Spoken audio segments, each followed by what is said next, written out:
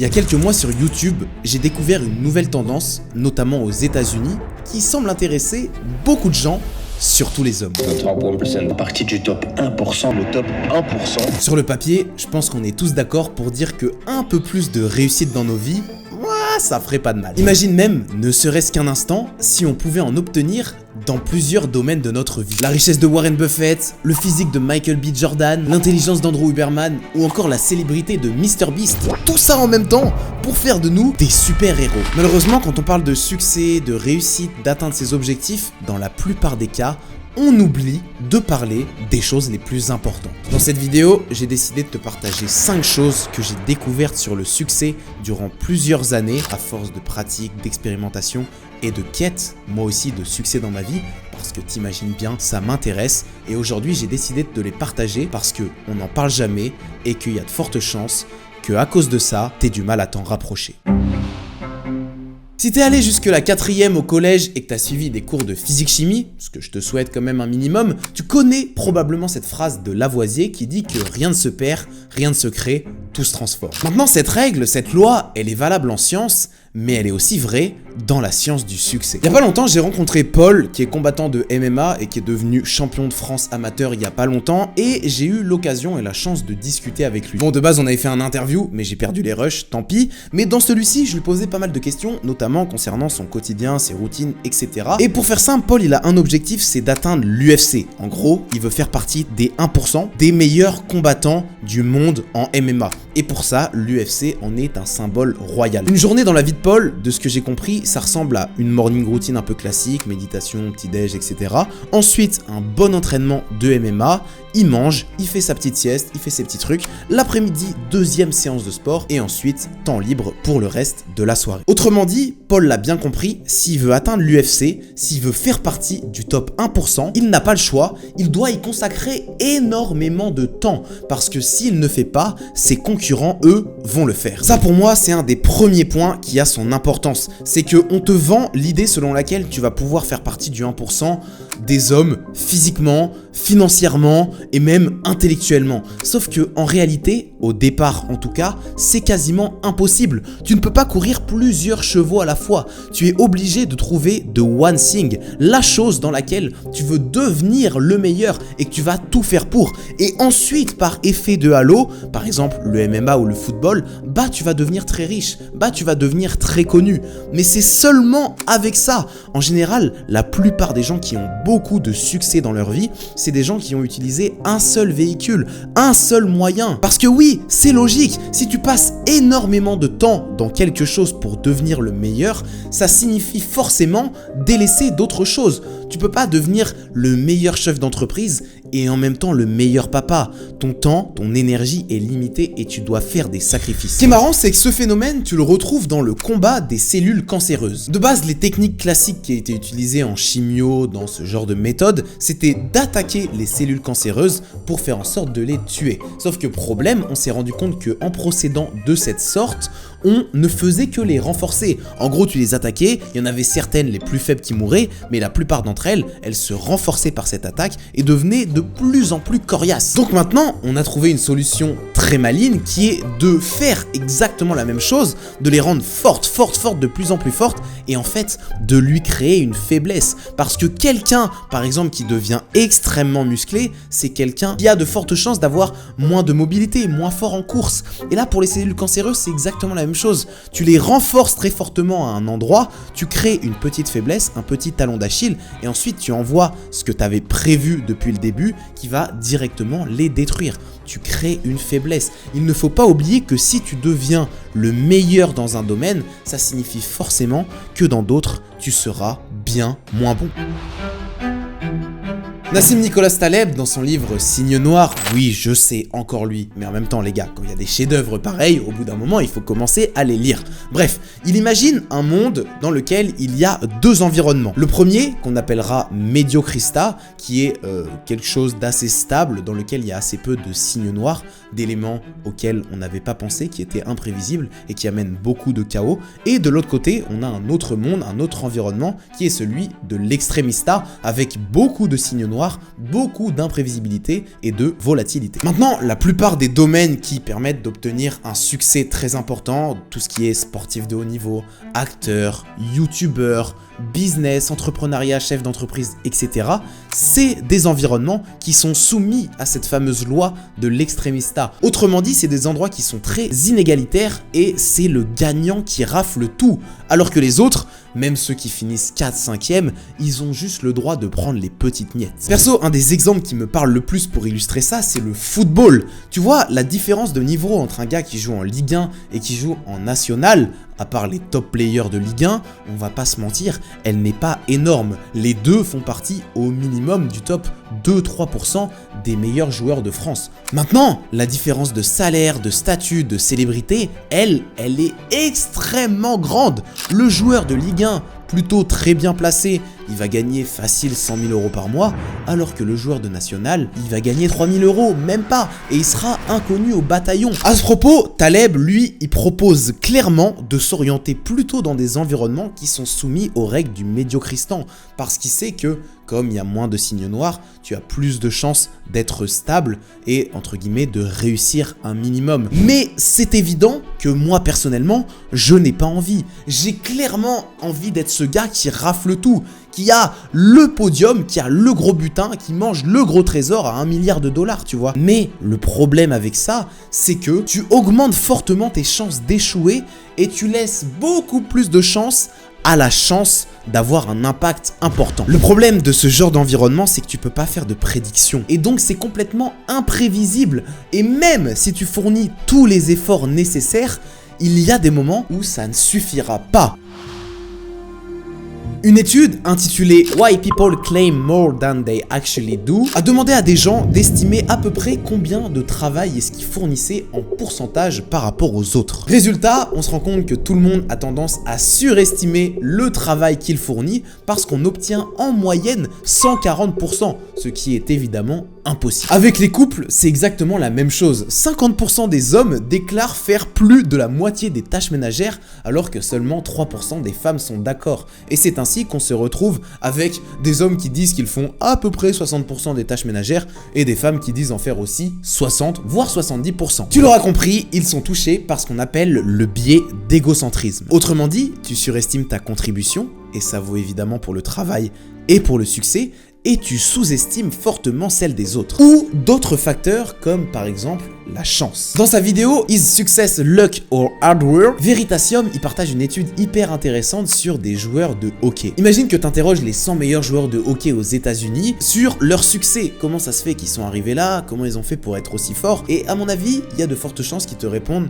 c'est parce qu'ils ont beaucoup travaillé, c'est parce qu'ils jouent avec des coéquipiers qui sont géniaux, que leur coach c'est le meilleur, qu'ils mangent extrêmement sainement, qu'ils vont jamais en boîte de nuit, qu'ils boivent pas d'alcool. Bref, ils vont te lister un tas de trucs, mais sans par exemple te dire que ils sont nés au mois de janvier. Alors oui, dans l'idée, ça n'a absolument aucune importance et ça ne change rien. Mais pourtant, les stats disent le contraire. Comme tu le vois sur ce graphique, durant les 30 dernières années dans le hockey professionnel, il y a 40% des meilleurs joueurs qui sont nés dans le premier quart de l'année, alors qu'il y en a seulement 10% dans le dernier. Ce phénomène, il est vrai dans plein de sports, que ce soit le basket, le foot et même le hockey évidemment, parce que plus tu es né jeune, plus tu es né en début d'année, et plus dans les phases de sélection, tu vas être en avance sur les autres.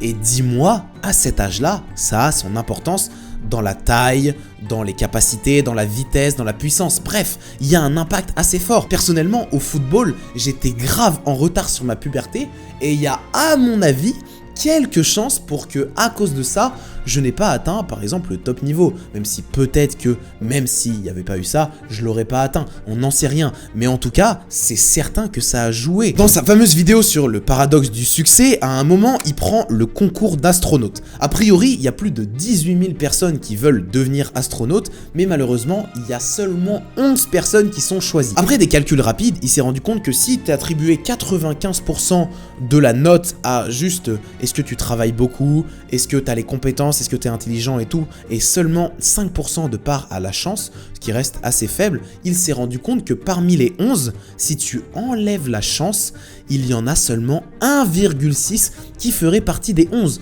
Autrement dit, les 10 autres ne seraient pas là et ça serait d'autres gens. Pourquoi? Parce qu'ils étaient quasiment au même niveau et au bout d'un moment, à cet endroit-là, c'est la chance qui fait la différence. Est-ce que pour autant, ça veut dire qu'il faut arrêter de travailler dur, de vouloir faire partie du 1% ou de vouloir devenir milliardaire? Pas spécialement. Bébé Jack, c'est un rappeur que j'aime bien et dans un de ses morceaux, Opium, à un moment il dit « Seul, depuis que mes ambitions ont pris de la place ». À la fin de ma classe de terminale, j'ai eu un déclic dans ma vie. Enfin, ça s'est fait en plusieurs temps. J'en ai eu un deuxième aussi où j'ai eu un gros accident dans lequel j'ai pris conscience que, en fait, j'en attendais beaucoup plus de la vie. J'étais un gars qui avait faim et qui voulait avoir plus de succès, qui voulait avoir un meilleur physique, gagner plus d'argent, monter un business, lancer des YouTube, lire des livres, machin. Bref, j'avais la dalle et je comptais bien mettre toutes les actions en place pour y arriver. Du coup, c'est ce que j'ai commencé à faire et rapidement, je me suis rendu compte d'un truc, c'est que si tu vis dans un environnement à peu près classique, à peu près normal, dans un cadre familial, t'as des potes et tout, c'est le meilleur moyen pour passer énormément de temps seul. Il suffit de regarder autour de toi, mais la plupart des gens, je suppose, qui font partie de ton entourage, c'est des gens que t'as rencontrés un petit peu par hasard. Soit c'est ta famille, soit c'est des amis que t'as rencontrés au lycée, au collège, et bah ils étaient à cet endroit, donc vous vous êtes rencontrés. Ou peut-être que vous faites le même sport ou le même travail. Bref, il y a de fortes chances pour que ça soit pas des gens très successful. Et donc à cette période de ma vie, comme j'avais décidé d'arrêter de fumer, d'arrêter de boire, de travailler plus, de faire plus de sport, je me suis très vite, naturellement, retrouvé seul. Et les seules relations que j'avais, c'est ce qu'on appelle des relations parasociales. En gros, mes meilleurs potes, c'était des youtubeurs. Aujourd'hui, c'est plus du tout mon cas. La plupart des gens que je fréquente sont entrepreneurs, ont un minimum de succès, gagnent bien leur vie, font du sport, etc.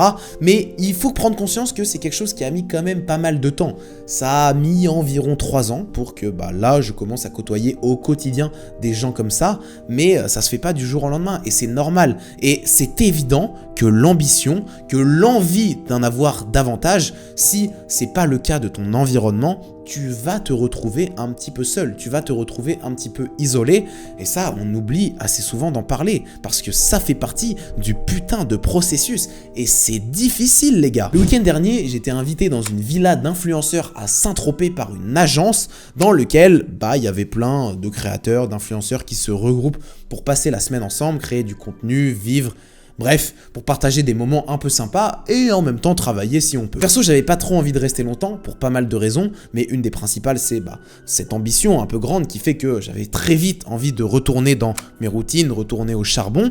Et donc, à un moment, la personne qui m'a raccompagné, elle m'a dit « Tu sais Dali, je crois que tu es antisocial ». Sur le coup, j'ai pas trop compris et à vrai dire, j'ai pas vraiment très bien pris la remarque, mais après coup, je me suis rendu compte que en vrai, il avait raison. Je bois de l'eau, la plupart boivent de l'alcool et des sodas. Je me couche à 22h, ils se couchent plutôt vers 2h. Je lis, ils scrollent. Et pour finir, je mange du poulet pendant que, ils mangent du Nutella. Aucun jugement ici à avoir, les gens font ce qu'ils veulent. Et il n'y a pas spécialement de mieux ou de chercher à se valoriser davantage parce qu'on prend des actions qui sont un petit peu meilleures pour notre santé ou pour notre réussite. Mais chacun a des objectifs différents dans la vie et c'est ok.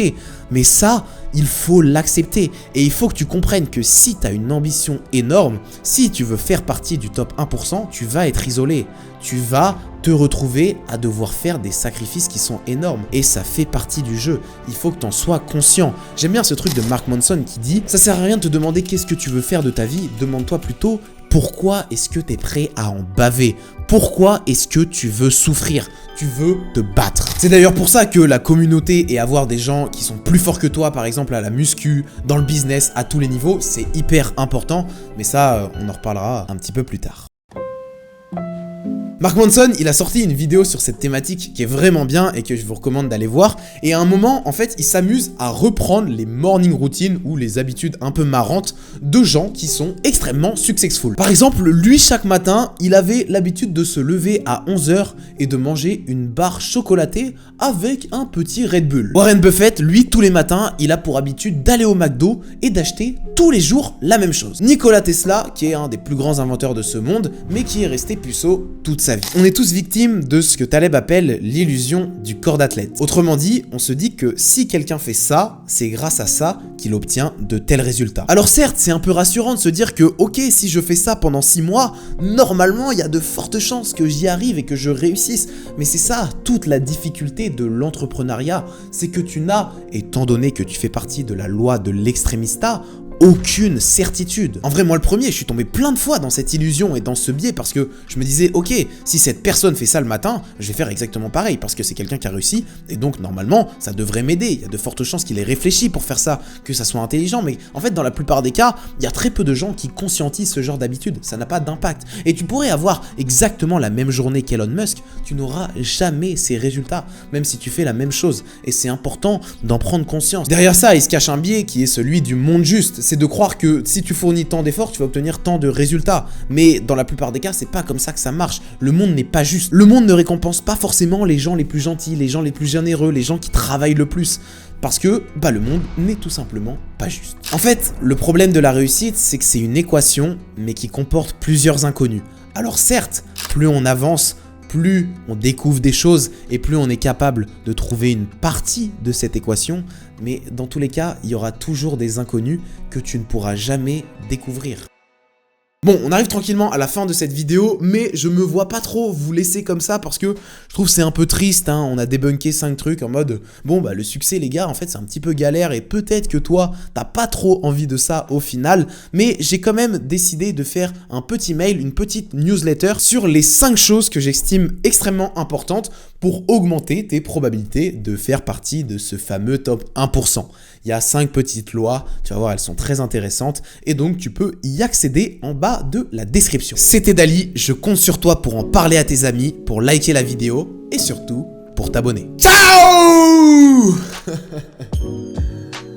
Putain, on en veut plus les gars.